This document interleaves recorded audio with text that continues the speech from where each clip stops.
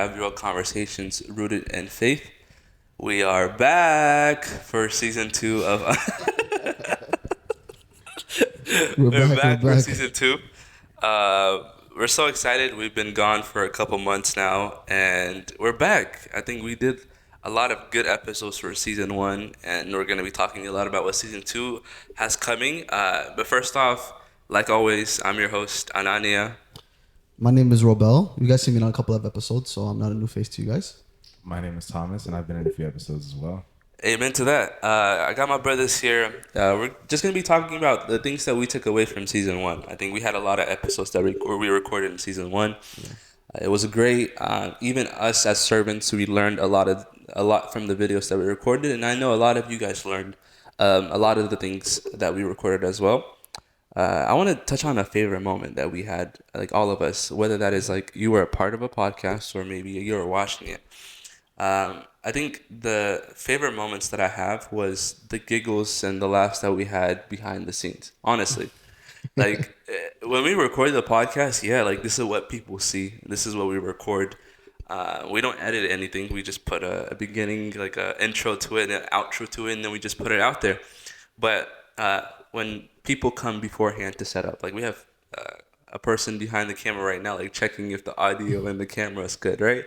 When we are setting up the lights, even after we've recorded the podcast, when we just sit down and just start talking more, if we really like the conversation that we had on the podcast. So I feel like my favorite moments from season 1 of Unfiltered Faith was setting up, like the logistics parts of it, like the behind the scenes, basically. Like I loved our conversations when we are like on the recording and the cameras are on. But at the same time, I love the behind the scenes because it brings us together as servants. One of the things that we do as servants is like we prepare for the specific thing that we're serving on, right? Yeah. But it's like the build up to that service that I feel like it's been my favorite moment. So I love that. What about you guys? What was your favorite moments? Whether you were on it or you were just watching. I can take a swing at it. I'd say one of my favorites is the behind the scenes stuff. I've had the opportunity to be behind a lot of the cameras, so it's really, really fun being behind the scenes. But my favorite podcast episode or moment would be one that I actually wasn't involved in at all. So not in the episode or not behind the camera. It's the Conversations Beyond the Mic episode. If you know me, I love Mazmur. I'll be like singing it. I'll be hymning it. I'll try to play a random instrument. It's a lot of fun. Hold on. It goes beyond that. No, I think. Huh? So you're trying to learn, like, so he's, one thing you gotta know about Thomas is please, he loves Mazmur. Like, I'm talking about, he's a Mazmur fanatic. But I'm gonna do Mazmur. And I think this year alone, he's learning how to play the flute, right? Yeah, the Washington. Because for our non-Ethiopian, friends that are watching us. And then, what is it? The kabaro as well, right? You're doing really well with the kabaro, right? I wonder, how did you get so good at hitting kabaro? Honestly, it's just repetition. I think it's a lot of fun to hit like kabaro, and a lot of the instruments within like the Ethiopian Orthodox Faith, they're very much like repetition based because it's understanding the zema. If you understand like the tune and the beat with the mazmur, playing the instrument becomes a lot easier. And that's why like most of the people that learn like karar, that string instrument, and start off with karar, find it really, really easy to move to a different instrument because they understand the zema, they understand the cadence and the beats. And then when you get like the tizita and the keys and everything like that, you'll be green. So it's a lot easier than you think to get the instrument most of the time. And the kabaro is the easiest because there's only 2 things you need to focus on. So if you get that beat and that zema, you'll be green in learning that. And thank you for shouting out the fact that I'm learning everything. Bro, I'm telling you. I'm learning karar too. I want you to know. You learn karar too? I am learning karar. Okay, you see this is every time I see him, there's something new. But you were saying, so behind the episodes, conversations behind the mic. Conversations behind the mic. So as Robiel exposed me, I like Mazmur a lot. But I'm not a Mazmuran, so I'm not up there singing all the time. And during that episode, I don't remember who it was, but someone was talking about the beauty of Mazmur as a congregation. So the beauty of Mazmur as like everybody being a part of it, the person being up front, being like a contributor to a larger voice and a larger like Mazmur theme. And I think that hit me really, really hard because for the longest I was like, damn, I love Mazmur. I would love to be up there. I want to be like partaking. I want to be hitting the cover up there. I want to be holding mic. I don't hold mic for everybody else's sake, but I wanted to. And that conversation kind of brought me to the forefront, understanding, hey, just because I'm not up there holding mic, just because I'm not the one playing cover up there, I'm still contributing to the larger Mazmur, to the larger glorification and edification of God. And enjoying the Muslim altogether. So I can't be too mad at it. Yeah. That was my favorite moment of the podcast. I think for me, I think it's similar to what both of you guys mentioned about how one thing that this podcast I think does a really good job of doing is kind of showing the different sides of experiences that the youth have within their spiritual life. And I think one of my favorite ones that we did on Unfiltered Faith was the 2-part episode series where we did my first time with the girls, and my first time doing confession, and then my first time doing Holy Communion, like back again. And I think those two kind of give a really, really great insight into what a lot of people have conversations about, and even like, like they feel alone sometimes, because they themselves has been such a long time, years, whatever, maybe since they've taken confession, since they've taken Holy Communion, and having people there sit down, have that authentic, unfiltered type of conversation. So, because I saw the comments and there was a lot of people that were just like, oh my God, I love this conversation. Yeah. Thank you for sharing this because I felt this way too. And just knowing that there's people out there for sure that resonate with these type of authentic content that we're pushing out is something that really makes me very happy and excited to be a part of this organization in general. So I think those two have to be my favorite episodes that I watched as an audience member thus far for me. I love it. I love it. Add one more. Go ahead. I'd say this one is an extra freebie. At the end of season 1, we recorded that reading comments episode. Oh light. Yeah, and that reading comments episode light, I think, might supersede the conversations behind the mic episode, because it was so beautiful to see the reach of the podcast, the diversity of the people listening to it. People commenting from different countries and enjoying it from different age ranges and different beliefs and different backgrounds. Especially selecting the comments that we wanted to use, it was a beautiful time. So that might take first place for me. Yeah. I think we look at all the comments, by the way. If there's a lot of comments, a lot of the times just because we don't answer to the comments does not mean we don't read them.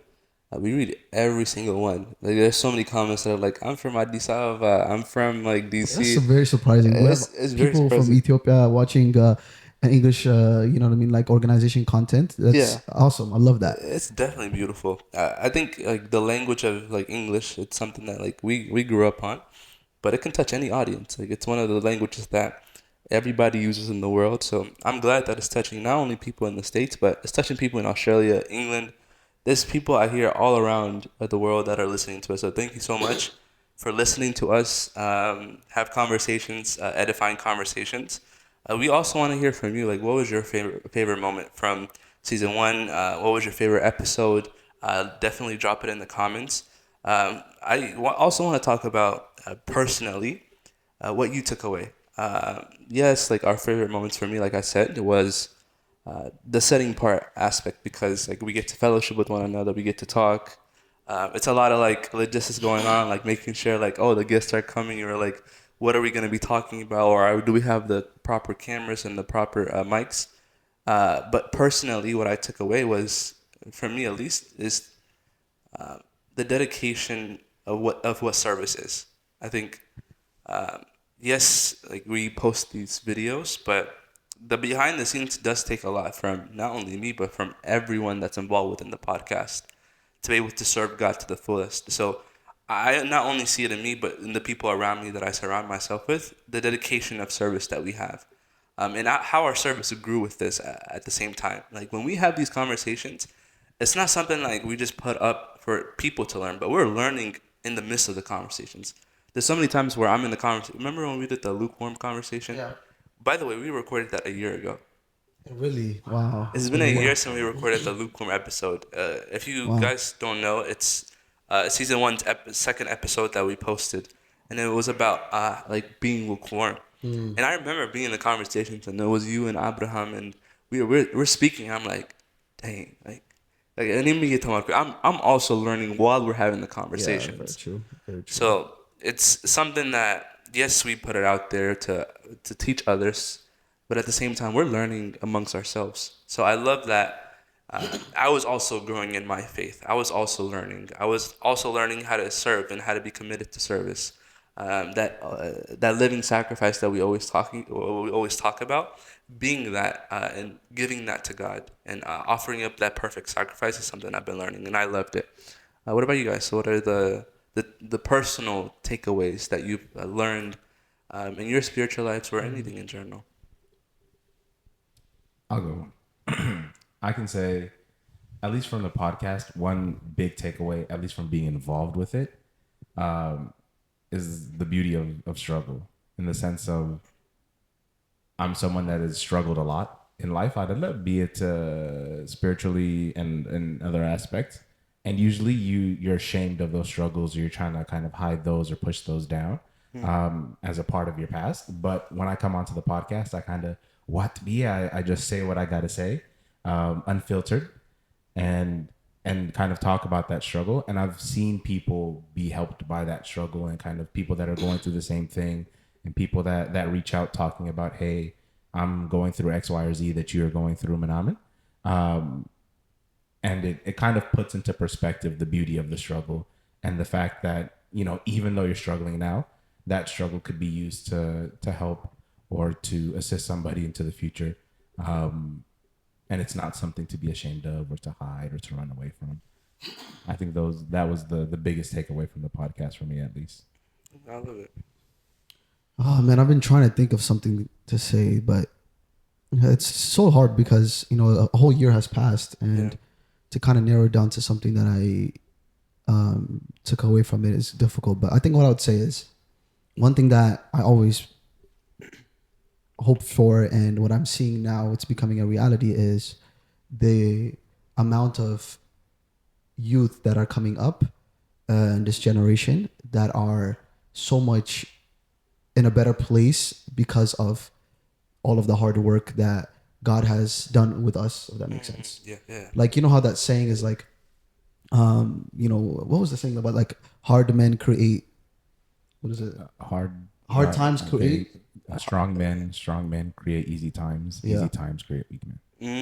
And not like I don't know if that was but the premise of what I was trying to say was we went through, like, what I'm saying, so much in order to pave the path for others to be able, so that they don't have to struggle as much, if that makes sense. You know what I'm saying? Like, we as an organization, but also as individuals, have went through a lot of temptations, a lot of spiritual ups and downs to be able to provide guidance to other people. And I had experiences where people have come up and told me, like this podcast, like for instance, I was at a it wasn't at a wedding, I was at a friend's, his parents' anniversary. It was in Houston, and when I was there, I don't live in Houston, so I don't know that many people there. I only know a couple of people, a handful of people. And when I was there, just these young 14, 15-year-old girls, they were like, oh my gosh, I know you from the OTYD podcast. And I was like, oh yeah, that's nice, you watch it. Yes, like I love your episodes. I love the episode with Ananya. And then like they knew us by name, it wasn't just me. And but I'm like, you know what I'm saying, like, because we're doing that outreach for them, and they're growing, they're learning, and they kind of shared their own experiences with me at that moment. They were like, it really helped me out in that time, whatever, this and that. And I was like, oh, that's amazing. Like, it just kind of put into perspective that what we're doing here, it just goes beyond us even just sharing our own opinions, sharing our own experiences. It's something that it's helping other people develop their spiritual life so that they don't have to necessarily struggle hard like we did, if that makes sense. It makes sense. I think that's what I would say. Definitely right. Like, I love that we're vessels for other people to to get to Christ, to understand and to grow together. And that's something I've been loving too. Like, when you went to Houston, same thing. Like, there was a couple of people that came up and was like, I love your podcast. And honestly, it's amazing to see the reach that it has. Not because like we are recognized, but because through what we serve, or through our service, that God is known and God is worshipped and God is praised. So like, I love it. And that is something that we're going to continue doing in season 2. I think when we first started this, I remember we had a conversation in the first episode we posted, and we said, yes, like we're having these unfiltered conversations. We're having them raw. We talk about everything, but the main thing was not just for us to have the conversations. It's for every like youth in their prospective homes or in their churches to have these conversations. Like us having these conversations, it's great. Like I love that people are taking away great things from it. People are learning from it, but have these conversations in church, have these conversations in your houses, have these conversations at coffee shops, whatever it is. Don't ever be scared to have like unfiltered conversations. Meaning, don't be reserved when it comes to the topic of God. Talk about it, what you're struggling with, and hopefully through what we provide here at Unfiltered Faith and what we post, you are inspired to have these type of conversations. There was actually, I don't know if you saw, I think it's called Unfiltered Orthodox. I think it's a podcast. I saw it on YouTube and I was amazed by it. It's called they're called Unfiltered Orthodox, and it's a Coptic Orthodox YouTube page. Search it up. I think it's Unfiltered Orthodox, and they started and they were having conversations. And it was like an abuna and then like two girls and then like a man, and they're just like talking about every topic that people shy away from. And I loved it because when I first saw it, I was like, oh, it reminded me of us, like Unfiltered Faith when we started. So it's nice to see like other people like post it out there if you want other people to learn from it at the same time. So I love it. We wrapped up season 1. I know we took like a 2-month break. Now we're about to go into season 2. I think for season 2, I want us to continue having these conversations. It can be any topic. I think for season 1, we did a lot of episodes ranging from confession, communion, all the way to theology. Like we had that conversation with Meret, right? Season 2, we're gonna have those type of same conversations. We're gonna post different types of content, but I really want us to focus on what. I really want us to focus on why it's never too late to come back to God. There's more topics. We have a homosexuality episode that's gonna come your way very soon. Things that people have in their heads that like I am too far gone for God. I can never return back to God, and those are the type of conversations that we're gonna focus on in this new season, and hopefully that allows people that may feel as though they're too far gone to also come back through whatever conversations that we're gonna be having. With that, I want to ask you guys, why do people feel like they're too far gone? Or I know it's a lot of the times the devil's voice in our heads that says like, oh, like anta malik atarab. I'm like, you are too far gone. You might as well just stay where you are. Like if you are in a hole, why climb up? Like there's nothing for you. Like stay in this hole. It's beautiful. Like it has everything you need. Although it's a hole still. Why do people feel that it's too far gone for them to come back to God? Or if you have like felt it in your lives as well. But yeah, go ahead. I can say one thing that I think is like a reason or a cause that people feel like they're too far gone to come back is comparison, in the sense of like, if you're in a church, usually the people you'll compare yourself to are servants, and servants have to represent that church and act and move in a certain manner. And as someone far from Christ or far from God in that moment, you look to them and be like, I'm so far from whatever that is, that it's way too late for me to come back. Me turning into that is an impossibility. And then that's, what I see a lot of people comparing themselves to and kind of falling to. But I'd say the beauty of that is a conversation can fix it. In the sense of, obviously not everyone's going to be willing to talk to you about how they came to God and their path and their journey. But there are servants out there that are willing to do it. Most of them are on this podcast right now if you're in Dallas. But by going out and like asking those questions and getting to know those people better, you'll get to see their journey. You'll get to see these people aren't like infallible. They didn't start out the womb and just, one with God. They kind of walk that path, and they're still walking it, and they're still falling. And they have the same imperfections that you think you do, and they've been through the same struggles that you think you've been to. And I think that kind of that veil that we put up makes it a lot harder to compare yourself or to see a path forward. And then once you talk to those people, the path starts to clear up. You start to understand that maybe if I just take one step closer to God, in 1 year's time, in 5 years' time, 10 years' time, I can get to where I want to go. Yeah. I think that's a really good point, because there's a lot of us, even me, I think whenever, even to this day, sometimes I think I struggle with that, being, comparing myself to other people.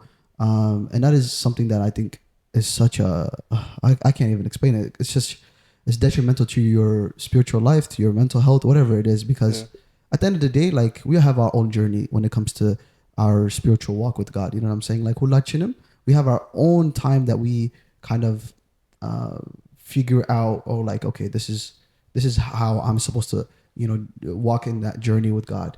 But even on top of that, I think one of the things that I've noticed even with myself is that I think the devil makes us focus a lot on our weaknesses and the sins that we suffer with a lot, like more than we need to, if that makes sense. Like, there's this two extremities that we don't want to be in. One is overly obsessed with our weakness to the point where we don't see God's mercy, we don't see God's light, we don't see God working in our life.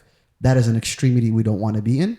And then we also don't want to be in the other side, where we're just consistently focusing on, like, God is merciful, he'll forgive me, it's okay. Like, what I mean? If whatever I do, he's a merciful father, it's okay. Like, that is another extreme we don't want to be. So there's just this balance that we need to have, where, yes, we are weak as human beings. Yes, we struggle with our own sins. You struggle with your sins, whatever it may be. However, that struggle, that weakness, that's something that's going to get you closer to God. One thing that I realized, and I don't know if this is a hot take, I like it, is I used to think, like, hulachinam, by the way, every single person in this earth, there's that one sin that we struggle with, you know what I'm saying? Whatever it may be, that's that one sin that we're just consistently struggling with. And that's, that's what our church father called passion. You know what I mean? That's that one thing that we're just inclined more to compared to other people, whatever it may be, right? And for whoever the audience is right now looking or watching this, maybe that's the thing you're thinking about right now. And now, if I were to ask you, if there was a button right in front of you and you could click it and it would take away that temptation, it would take away that sin, would you click it? Would you guys do that? Maybe, right? A lot of people would say, man, I don't know, but gay. And now I used to think that way, but I used to think that way a lot. And now I realized the one day, I was like, Robin, I start. Lamisali, this sin that I'm struggling with, right? This sin that I'm struggling with. Obviously, sin is something that pushes us away with God, whatever, right? This temptation, whatever, right? Me struggling with it, me consistently fighting against it, me, whatever, even though I fall, whatever it may be, me struggling with it, it's getting me closer and closer and closer and closer to God. It's teaching me that I need to lean more on God and not on my own strength. Does that make sense? That makes sense. Yeah. If we view our weaknesses as an opportunity for God to enter into our life and be able to, like, he's the one that needs to be more in our life. It's like an opportunity to show us, like, how much more we need God. Whereas what the devil often does is he takes that sin and he puts it at the top of everything and says, you are wretched, you are the worst, nothing can happen. Similar to what you were saying. And now, and I'd say for me, I'd say, like, God tests us. He allows certain things to happen. Of course, temptation is something that brings us down. Again, in the reality, I think our focus of why we think, like, oh my gosh, I'm too far gone, all of these things, it stems from the fact that we focus a lot on our the sin, the actual thing, like, that's like bringing us down, whatever, all of these things, instead of having that balance where we're saying we're weak, but you know what? At the end of the day, what God said to St. Paul, right? He says, my strength is shown great in weakness. I'm so happy. Because then God has room to work within me. Yeah. Yeah. I'm speechless right now. I'm just looking at the clouds picture right now. I'm dead. I think it's beautiful. But at the same time, it's like we as people don't recognize in our weakness that God's strength is bigger than our weakness. Mm-hmm. I think that's what leads people to be like, why would I return? Like, I am that too far gone, But another thing that I really want to focus on as well is, like, this judgment that's amongst people. I think this goes with the comparison thing as well, where, like, let's say someone is in the realm of, like, let's say they're gay or lesbian, right? And that's really known within, everybody knows it. Let's say in one church, everybody knows that person who was gay or lesbian, whatever it is, right? And then that person decides to come back to to the church. There's this stigma or judgment because that person returned or this person was that person beforehand. And I think there's a lot of the times where people's judgment deters people from coming back to God. Sometimes it's not even like our weaknesses. Sometimes it can be like, oh, like I am too far gone for him. But at the same time, that person can realize, oh, God is like merciful. I can come back to him, but hesitates to come back to the church because of the people that are around us that judge. The judgment of others, like The judgment of others, yeah. the Like, eyes, the roles, the oh my gosh, the conversations or whatever. exactly. Yeah, I feel that too. I feel that. It goes with the comparison thing. Like, yeah, like we compare ourselves with someone that's spiritually high. And, oh my God, like I want to be like that person. That person prays. But at the same time, there's this other side where like I can look at someone and it's like, oh, that person was that beforehand. Like there's this really thing that happens within our church. And why does that happen? Or why do you think that specific thing deters people away? Or how can we change that? How can we are welcoming, but how can we be more welcoming to people that have went to extreme lengths that's set in our culture? I'd say one thing that I always think about is the quote, the ire of man is the hand of the devil, in the sense of, the judgment of man is always the work of the devil. It's not something that you need to kind of hold within you. Now, it's easier said than done. I'm not going to say, hey, ignore it and then go about your business. But just something to keep at the top of your mind is that people will judge you. People will constantly judge you. People might be in the church judging you. But though their judgment is not the judgment of God, their judgment is not a representation of what God thinks of you. And kind of your goal is to walk on that path and that journey with him, not with the people around you. Now, when it comes to what we can do to make it better, I think that's a question we've been asking for a really long time. I'd say my opinion in that very multifaceted question is the understanding that sometimes someone has to show their weakness, in the sense of if the servants or the church leaders seem infallible, it gives the congregation the opportunity to say, these people aren't like them. These infallible people, the servants, the kahanat, these people that are almost perfect in our eyes, and compare them to that. Where if they show imperfections, if they speak about struggle, if they understand that all the people in the congregation have struggled, it kind of reduces the bar of judgment. It makes it so that everyone's open to the idea of, this person is fallen, but so is everybody else. There's no person in this church that hasn't spoken about their falling. And it makes it harder or more difficult for those that judge to judge. But regardless, I think judgment is going to be there for a while.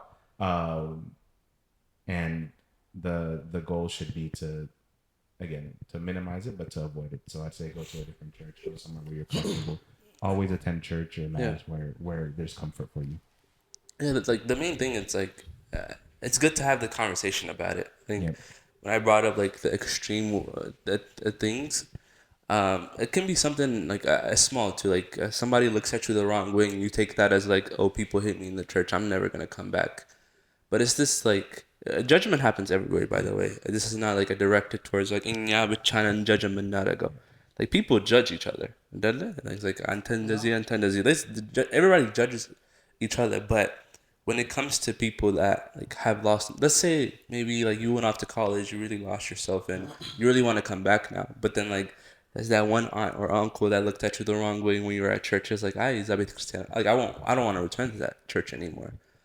Those type of judgments, like how can we as youth help each other, not avoid it, but to be more welcoming to it. Like, yes, you've gone through that when you were a kid or you were in college, whatever it is, but how can we as youth have conversations to where we know, like they may look at us, like people may look at us the wrong way, may judge us, but it's okay to come back to him, because like Thomas said, it's not the judgment of man that we're seeking, but it's the judgment of God.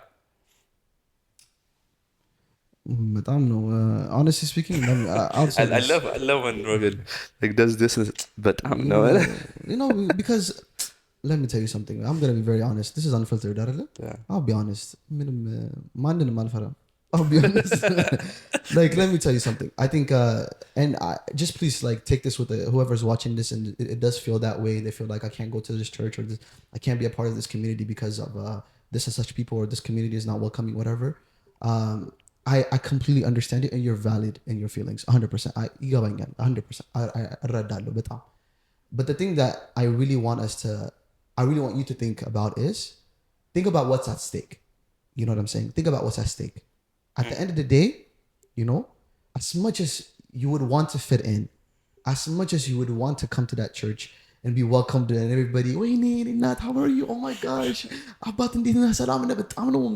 As much as we yearn for that, even that ላይኖር ይችላል. Like that cannot happen. Like there's a huge possibility that you won't receive that going to the church the first time you get there. And that's okay. That's okay. Like I think we need to be real for instance, ለምሳሌ, for us, you know, that have been a part of that community, that have disappeared for many years. Yeah. To expect to come back and just click in, unrealistic and all. Yeah. So what we need to do is, okay, as a person that has kind of stepped away from the church, stepped away from the community, which is okay, that's fine. That happened, right? What we need to do is, yes, I wish we could all be welcoming, you know what I mean? Like fellowship every single time. But one thing that I've realized, and that has kind of helped me out in general in life, is you cannot control what other people think. Yeah. What other people say about you. Again, what you can control is how you react to that. When you come to church, forgive me if this sounds bad again, come with no expectations. Comes you with zero expectations. Because one thing that people lingaraju about, like, not the church, but like the mahabara, like the people that are involved in the church, asmasainen. Like we're all pretenders, honestly speaking. In a sense that, like, you know, one thing that I love, what Saint Ephraim says. He says, Lord, I am not who I appear to be.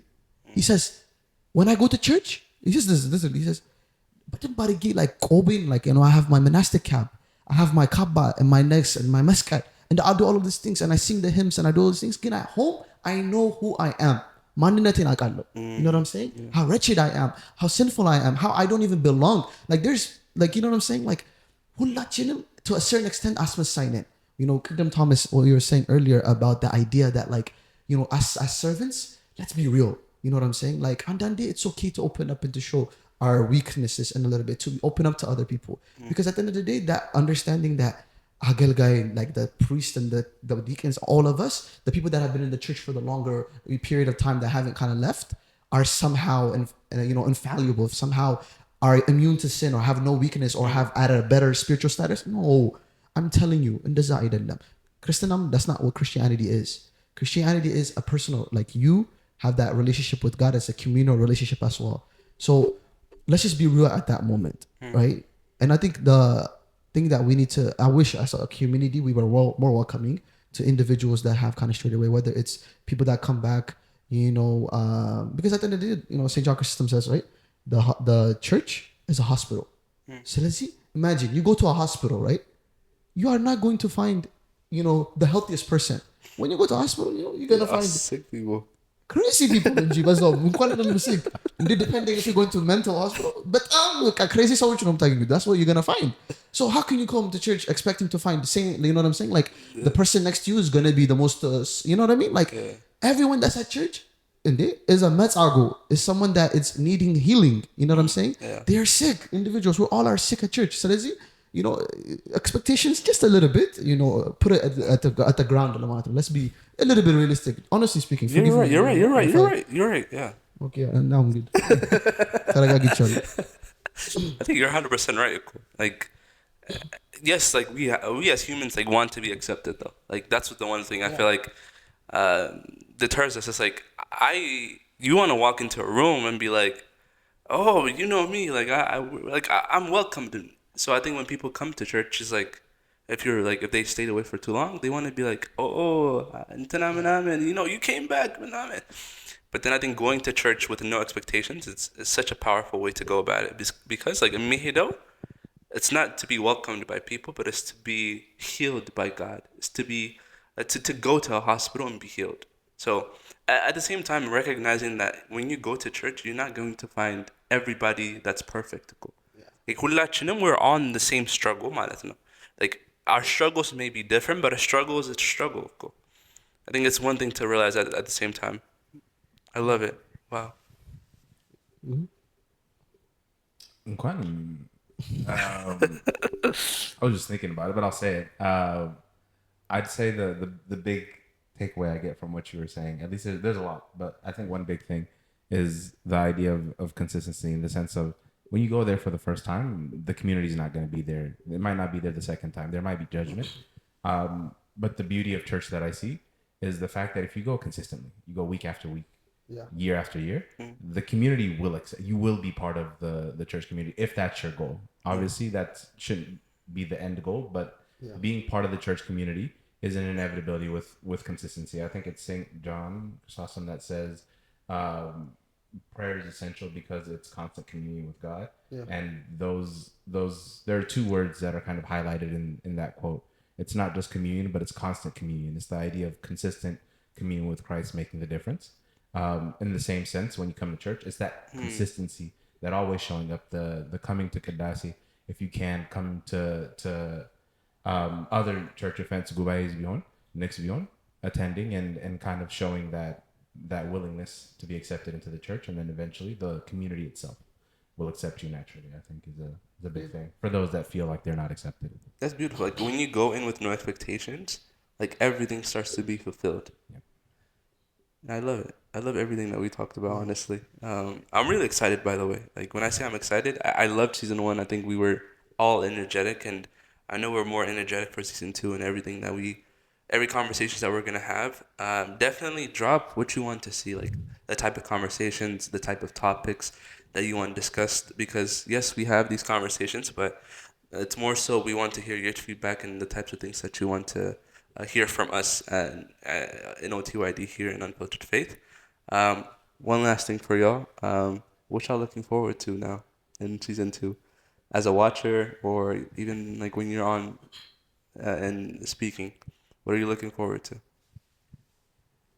Go ahead. Always putting me on the spot. I'm looking forward to the aggressive transparency. I'm an aggressively transparent person. I'm someone that likes like aggressive honesty, talking about whatever that needs to be talked about as soon as possible.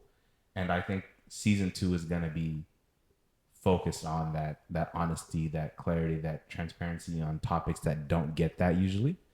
And I think it's going to be beautiful. I'm really looking forward to the conversations. I'm really looking forward to conversations I'm not going to be in, and just seeing it from the background and hearing what our great, brothers and sisters have to say about the topics coming up. I think the actual aggressive transparency is what I'm looking forward to.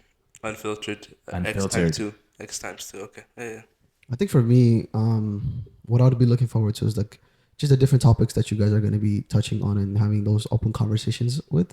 I think that's something that I definitely like. I'm like, because I know we've kind of covered like the surface level, you know what I'm saying? Like the gateway to like the really, really, really serious conversation. So like we've kind of touched on those topics, the conversations. Now we kind of go into the nitty and gritty, the deeper conversations. So I'm looking forward to that. I'm also looking forward to like the newer, servants or whoever it is that's going to be sitting on this couch, holding this mic, putting in their inputs, newer faces and newer people, because at the same time, of course you want some consistency, but at the end of the day, it's good to have people that come in with their own perspectives at the same, with that like at the topic that they're really passionate about, So I'm really excited to hear from other people and watch and be, in tune to this amazing podcast. So I'm really excited for season 2 for sure. I'm excited too. Yeah, I can't wait we have a lot of new servants that joined us here in OTYD, so I can't wait until many different faces come here and speak about their experiences and what they have learned.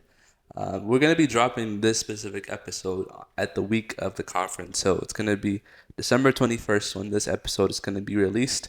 If you're watching it at the OTYD Winter Conference, which is this year's Journey of Wisdom, hello. Hopefully the conference have went well and that you've enjoyed the conference thus far. And we can't wait until we produce more episodes and see you guys. This is Unfiltered Faith with Anania, with Robert and Thomas. See you guys on the next episode. Ciao.